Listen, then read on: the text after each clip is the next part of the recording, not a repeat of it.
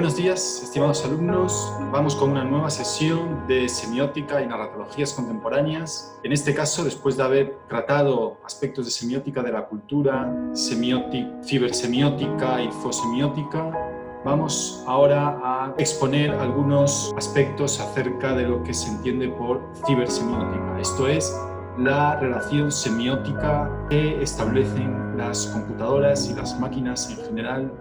con su mundo entorno y con los seres humanos. Les paso a compartir la presentación. En concreto, hoy vamos a ver la forma en la que tenemos de entender las máquinas a través de la semiótica. Vamos a estudiar la relación de las máquinas con los procesos de pensamiento, significación, cognición, memoria, para ver hasta qué punto podemos entender que en las máquinas también se dan procesos semióticos a los que hemos visto que, por supuesto, se realizan en los seres humanos, pero incluso hemos visto también en la sesión pasada el modo en el que se daban en otras especies o seres vivos. ¿En qué medida podemos entonces aplicar esto también a las acciones que llevan a cabo seres artificiales del tipo máquinas computadoras? El rasgo fundamental para atender o responder a esta pregunta va a ser si los robots pueden desarrollar algo así como una especie de Umbel. Si hemos visto, al estudiar otras especies no humanas, aquel rasgo que definía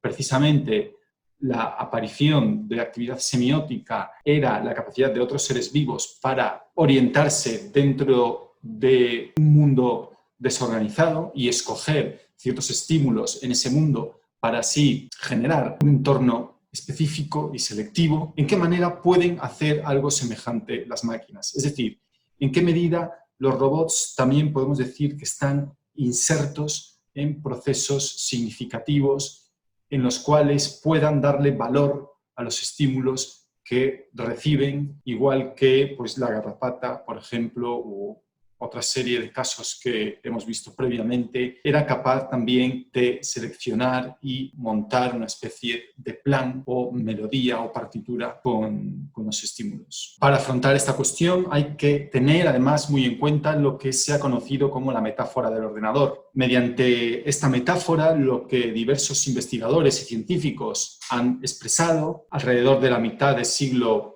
XX, en el contexto del desarrollo de la inteligencia artificial, era que se podía asimilar el cerebro humano con un ordenador. Los procesos mediante los cuales el ordenador, mediante la computación y el cálculo numérico, era capaz de desarrollar procesos de asimilación y trabajo con la información, pues también el cerebro podría entenderse de esa misma manera. Es decir, mediante la metáfora del ordenador, lo que estos científicos de mediados del siglo XX están afirmando es que hay una identificación entre los procesos computacionales y de cálculo que se dan en la computadora con los procesos cognitivos que se dan en el cerebro, hasta el punto de que aprendiendo los procesos de computación podríamos mejorar nuestro conocimiento del cerebro, teniendo en cuenta que es más fácil acceder al funcionamiento de un dispositivo que hemos creado artificialmente y que podemos detallar numéricamente según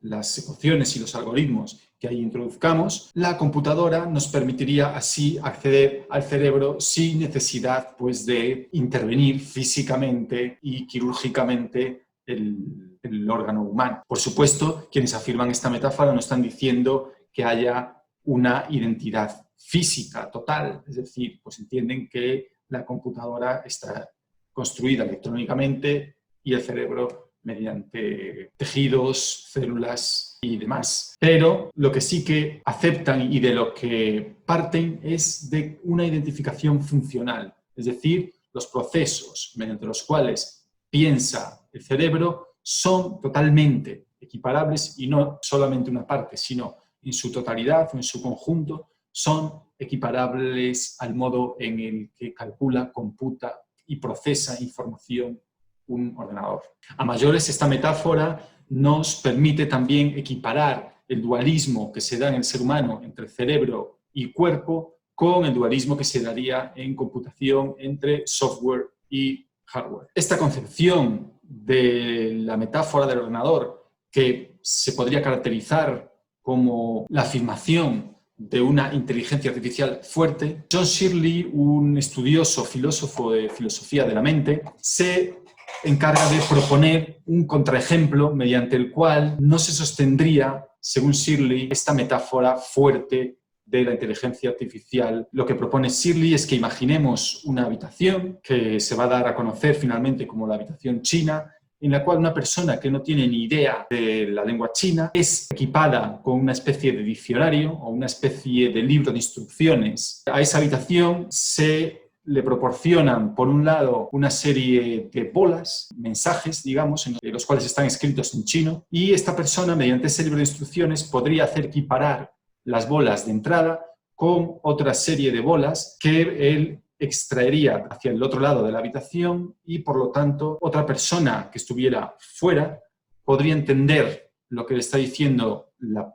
primera persona en un nuevo idioma, sea este castellano, inglés. De esta manera, lo que nos pregunta Searle es, ¿realmente esta persona que está dentro de la habitación es capaz de entender chino? O incluso puede llegar a ampliar la pregunta y decir, bueno, imaginemos que la persona no entiende chino, pero ¿podríamos decir que el conjunto de la habitación, el dispositivo creado, es capaz de entender chino? La respuesta para Searle es que no. Es decir, no podemos decir que la persona realmente entienda chino. No tiene la capacidad de comprender lo que se está diciendo en chino, sino que solamente es capaz de dar una respuesta en otro idioma, pero no tiene, como les digo, la capacidad de procesar el chino y, por lo tanto, atender a las peculiaridades y cuestiones intrínsecas de esa lengua y hacer de ella, digamos, una especie pues, de conjunto que pueda manejar con libertad, digamos, sino que está ceñido a esa interpretación que le da el libro de instrucción. Con esto, Searle lo que nos quiere decir es que no es posible a través de un código, en este caso el código estaría en el libro de instrucciones, traducir procesos complejos de significación. Es decir, que toda asimilación por parte de un mecanismo de código de lo que es un proceso cognitivo no sería aceptable en términos estrictamente físicos o materialistas. Es necesario aludir a una serie de competencias que no están en ninguno de los elementos propiamente materiales de los cuales se puede componer el dispositivo, en este caso de traducción, que es la habitación, sino que siempre hay que aludir a otras competencias inmateriales e inlocalizables en el conjunto de una máquina y que, por lo tanto, no permiten, en último término, concluir la capacidad de la máquina por sí misma para dar cuenta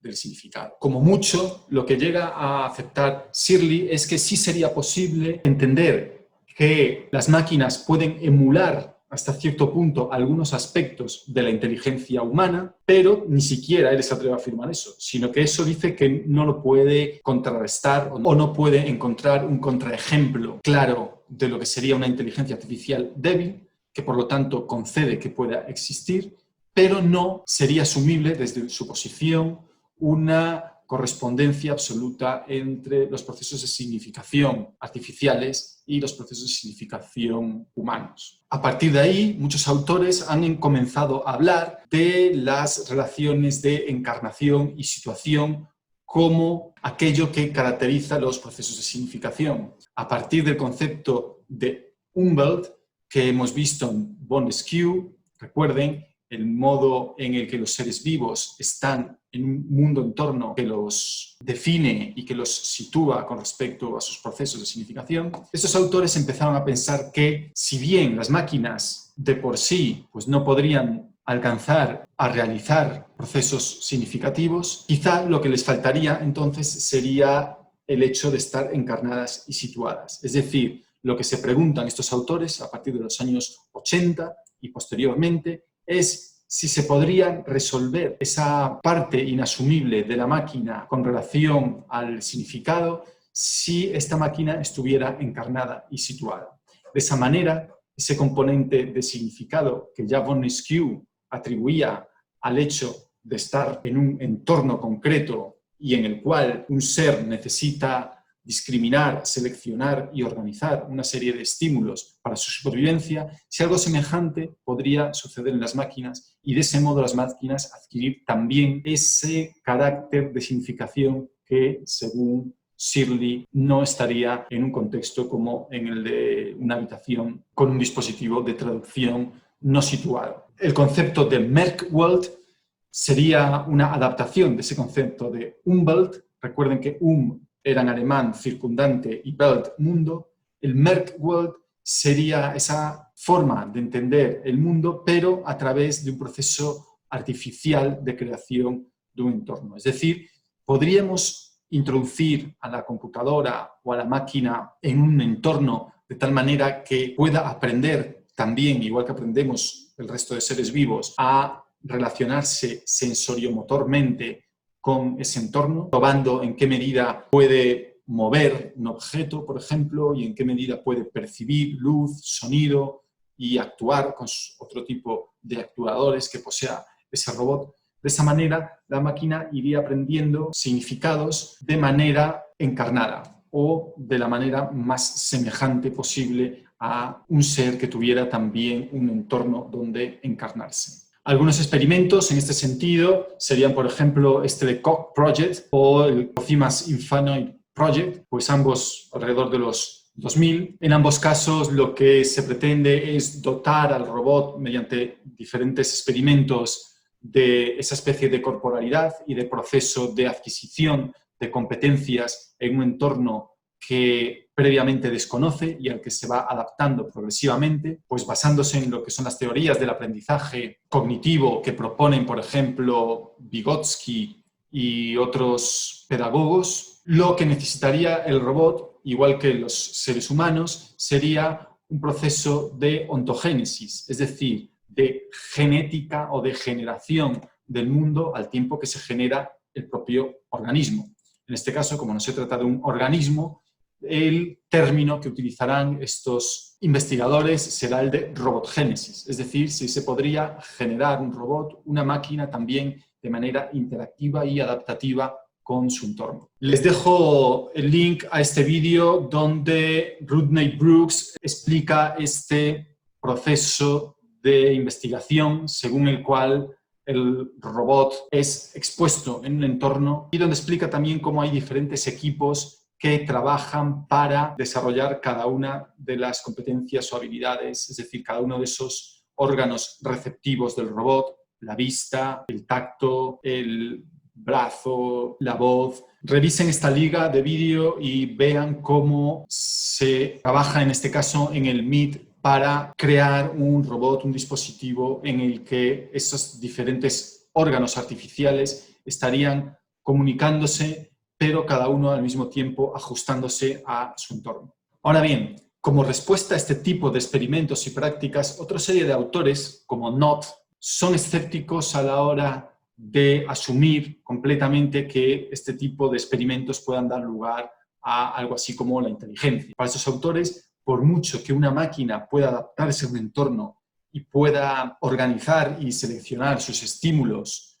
de manera semejante a como lo hace un ser vivo, siempre hay que tener en cuenta que las máquinas están creadas desde fuera, es decir, que siempre pueden ser programadas y reprogramadas externamente y, por lo tanto, que su motivación nunca es interna. De alguna manera, las máquinas siempre tienen un objetivo que ha sido impuesto o implantado por sus programadores. O incluso, por decirlo de otra manera, las máquinas siempre podemos desenchufarlas y volver a enchufarlas. Podríamos siempre reprogramarlas. Mientras que los procesos semióticos originalmente y los procesos de significado tienen esa condición propia en la que cada ser vivo se da a sí mismo sus procesos de significación. Es decir, cada ser vivo organiza su propio plan de vida y afronta, en definitiva, la existencia de una manera única. En eso precisamente consistían todas las corrientes del existencialismo que hacen énfasis en este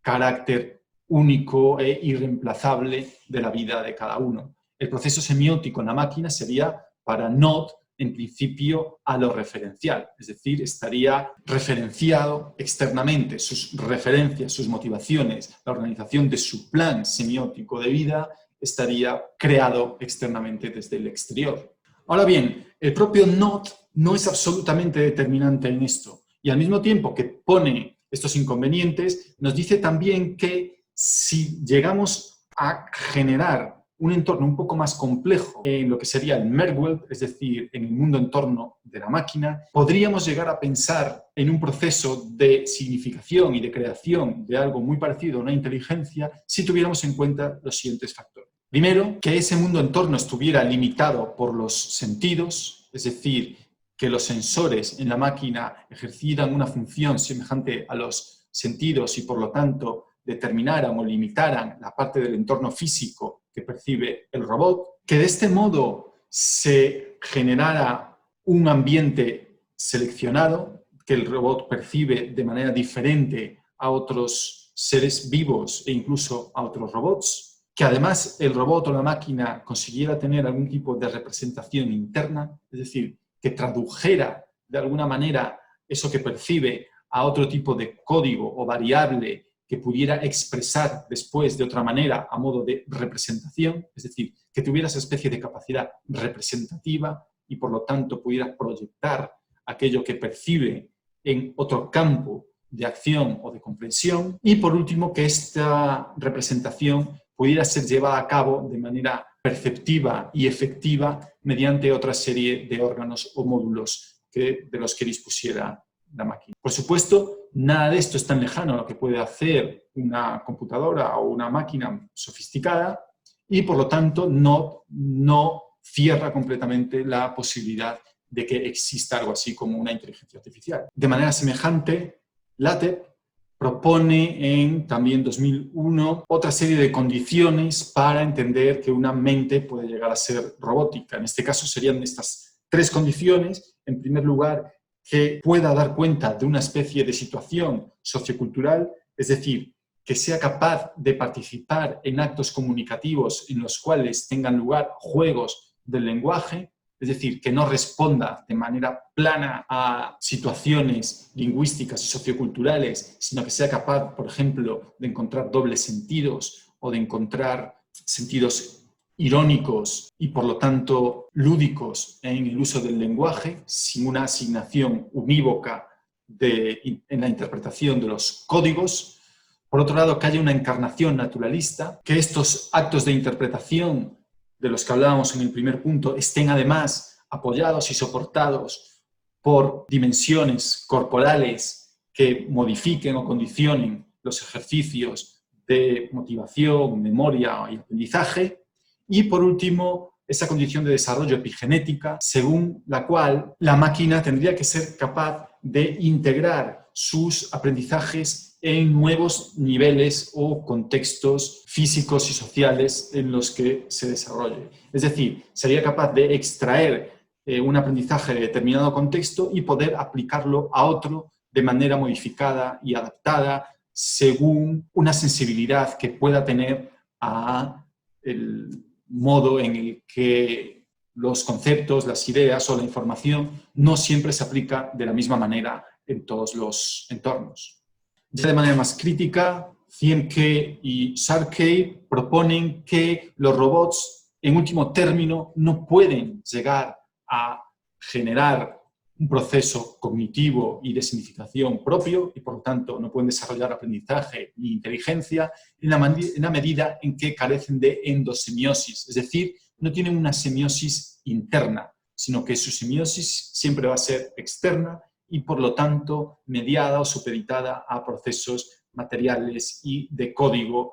que no pueden moverse en diferentes niveles de interpretación. Lo que más echan en falta estos investigadores sería la falta de signos propioceptivos, es decir, signos de percepción de uno mismo. Pues, por ejemplo, cuando nos ponemos de pie, cuando nos levantamos, cuando nos movemos en general, no solamente ejecutamos actos u operaciones de relación con nuestro entorno en un sentido activo, sino que también pasivamente sentimos nosotros mismos ese propio movimiento. Algo así, por ejemplo, es lo que se manifestaría de manera más intensa en fenómenos como la danza. por ejemplo, en la que pues, uno siente especialmente su cuerpo y no solo se mueve, digamos, en un espacio exterior.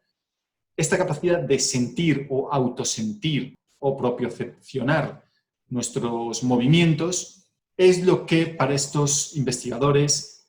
hace que el cuerpo esté en último término en el centro de nuestra realidad subjetiva. Esta conexión entre la realidad exterior y la realidad interior o subjetiva, el modo en el que están vinculadas y en el que una depende de otra, e incluso el modo en el que la subjetividad es capaz